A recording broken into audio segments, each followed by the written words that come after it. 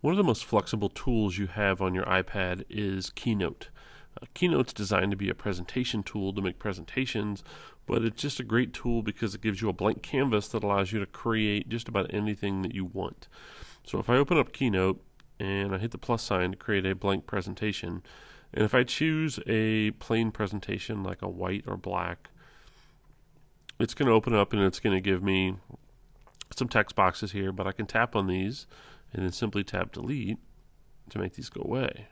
And now I have simply a big empty blank canvas to be able to add or create just about anything I want on here. So one of the coolest things about Keynote is how flexible it is.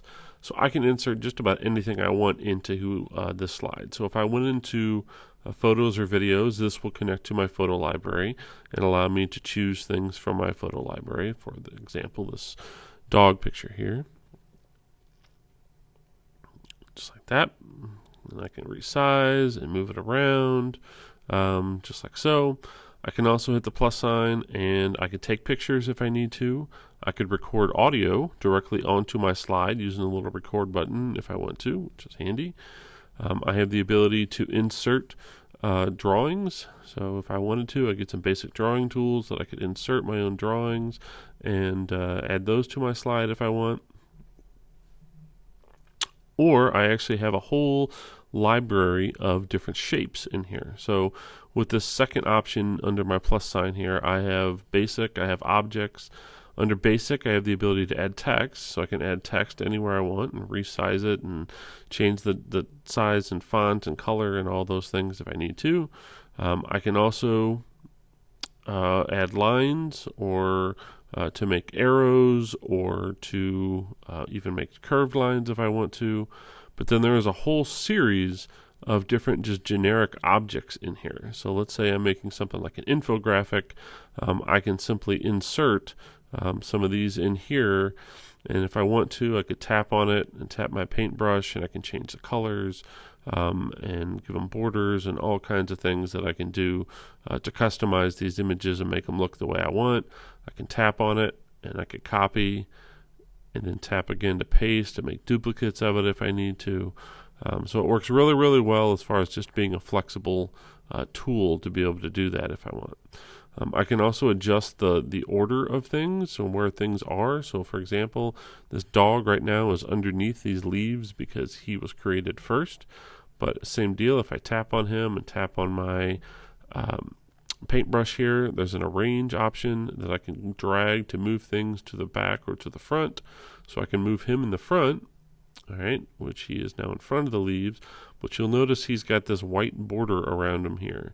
Another cool tool I have in Keynote is if I tap on my image and go to my paintbrush, under image there's an option to turn on what's called instant alpha. And this will allow me to tap with my finger on a transparent image. Like so I can choose the white if I want the white to go away. And I can click and drag with my finger to control how much or how little of that white goes away. So maybe I want to do something like that.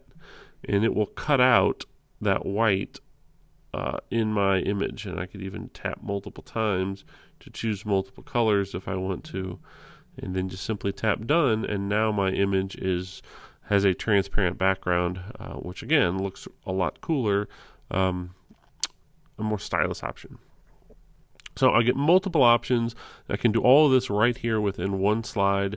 And then if I wanted to, I can even tap on these images and I can tap on anything and add what's called a transition or build. And this allows me to have things move or to animate. I could have something come in or come out of my slide. I could tap on something that was drawn, and I can even add an option to have it line draw that. So when I tapped on it, I can add a build in and say, hey, make that draw in, and it will draw or retrace the exact path that I did when I drew it. I could tap on an image here and have this build in and have this, again, all different styles where it's going to pop in or it's going to fade or it's going to move or it's going to slide. And so all kinds of different options and things that I can do right within Keynote. Now, when I'm done, if I'm happy with it, I can either share it as a Keynote presentation, or if I tap on my three dots and I go to export, it gives me a bunch of different formats that I can export this to. One of these options is images, which will simply save this as a picture.